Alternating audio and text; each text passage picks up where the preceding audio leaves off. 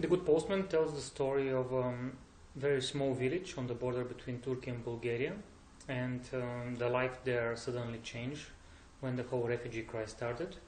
Because of its location, there is no proper border, so most of the refugees 3-4 years ago which went through Bulgaria went through that little village. And in one moment the little village that almost disappeared, used to be 1,000 people, now was 38, so it was almost disappearing, and then suddenly the whole life changed. It follows the the campaign of one of the citizens of that village who wants to become a mayor, and then let whoever from the refugees want to stay and live in the village.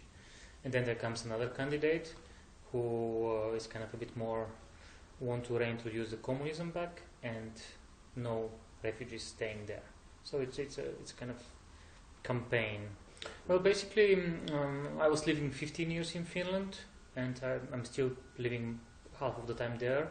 But then a few years ago, I started spending really much time in Bulgaria.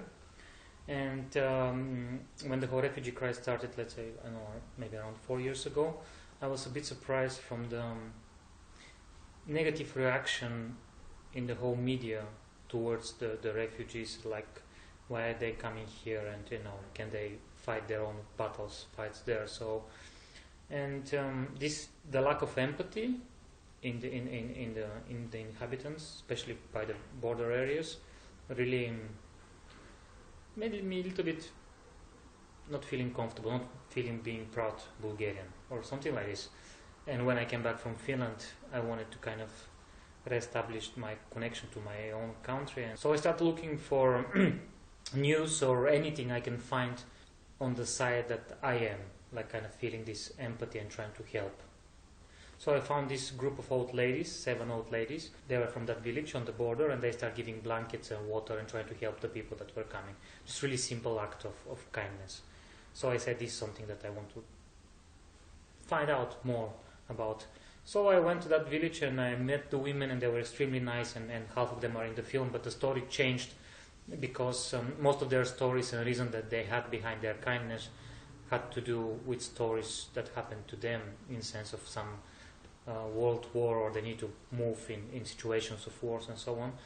And then I noticed that the postman was the person who linked them all, who was really the person that they trusted the most. And then I started getting interested in the postman, and then I realized that the postman wanted to become the mayor. And I was like, okay, what is your campaign, or what do you root for? He told me about this idea, which originally was the old lady's idea, about let's try to revive the village, or kind of save the village of disappearing by letting these people come to live here and trying together to build the village again. This is how it started. I spent a year more or less going back and forward with to that place, and then at some moment when the elections were coming, we started filming. And then, yeah, you have to see the film for the results, but they're really surprising. I think that's the beauty of a documentary film, that also I didn't know what's going to happen at the end and what's going to follow after it. I knew that the first half of the film, it's about the campaigning and trying to convince the people and the whole thing, but then the results and what happened after it, it's actually what made the film that interesting. I think that this is not a newsreel. Documentary films, this is not a news. So it's more or less it's a subjective point of view on some kind of matter, and then I think that it can open our view towards certain situation or a problem. Let us know more about it, and maybe when we know more about it, then we can get a better decision.